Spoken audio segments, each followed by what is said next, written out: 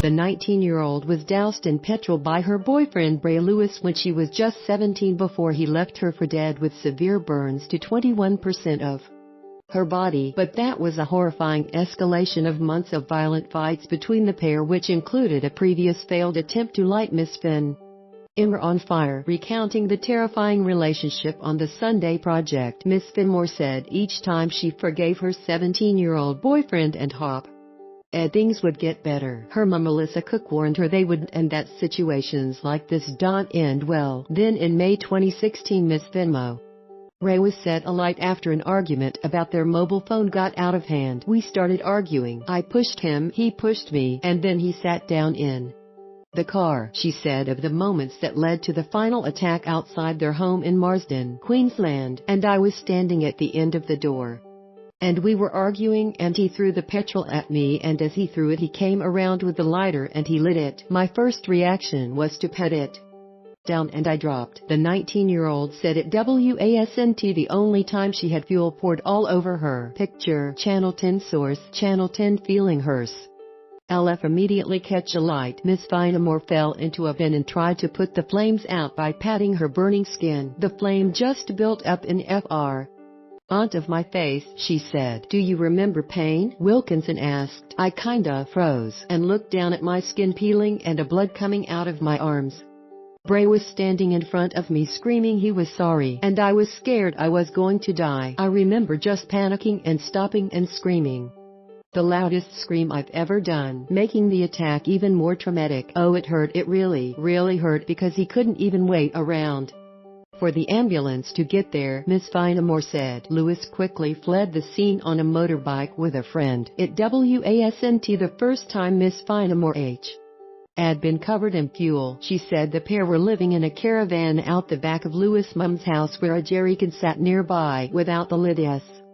Secure. "He threw the jerrycan straight at me and the fuel went all over me," she said. "He did try to light it but I threw myself back." Miss Finmore was left with burns on 21% of her body. Picture, GoFundMe source supplied. Miss Finmore said the relationship started out innocently enough, with the pair living around the corner from each other and hanging out every day. "The start of it was really good, and then as time went by it just got really bad. We were constantly fighting, and then the violence came into it," she said. "The very first time he actually really hit me, he started having a breakdown and called me and said, 'Hurry up, get to me,' and I ran down there and he just backhanded me. Insecurities ate at him, and he just took it out on me. He thought I was sleeping around with other people. Then it got really bad. He ended up throwing a screwdriver and it landed dead in my hip. He would pick up weapons. He would throw stuff at me. Every time, I always forgave him." Ms. Cook said the relationship also became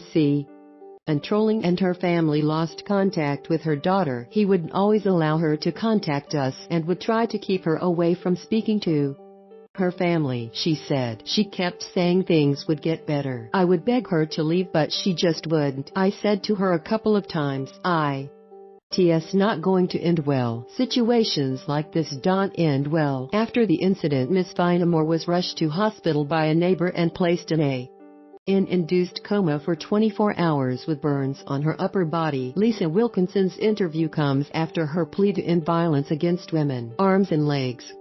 Picture, Channel 10 source, Channel 10. During her month-long stay in hospital, she underwent 3 painful skin grafts while Lewis was arrested and charged with intent to cause grievous bodily harm. Earlier this month, he was found guilty and sentenced to 11 years in jail, with Miss Finmore describing he lengthy sentence as a massive weight lifted off her shoulders. "At least I'm not going to be scared walking down the shops or scared to just go see a friend or you now. It's just a relief really," she said. "I still have days that it's a struggle for me to get out of bed to go for a shower." Miss Finmore said she was speaking out to encourage other young women to do the same. "After all the pain I went through, it was like, okay, no one ever deserves this. Justice was on my side. Justice got dealt," she said. "Speak up. Talk to someone about it. Don't be ashamed of it because it happens."